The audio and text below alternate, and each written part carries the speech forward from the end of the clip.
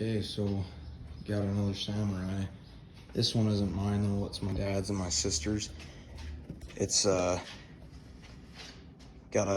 just a 1.3 in it with a Weber carb, and it's got a full exhaust on it, header, flow master, all that.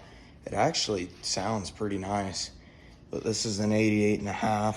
It's on 30s right now with these really tall shackles, like a 4-inch shackle. It's been repainted. It used to be blue or something.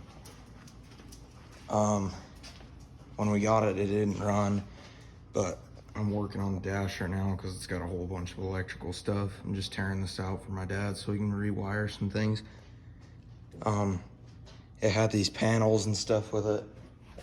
Seats are okay. That one's the worst, but they're better than mine. I was sitting on springs when I had mine. Doors don't match, but whatever.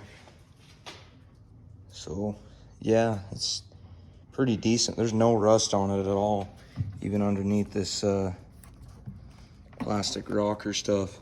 There's no rust. Mine had rust down in there, but that was all the rust I had.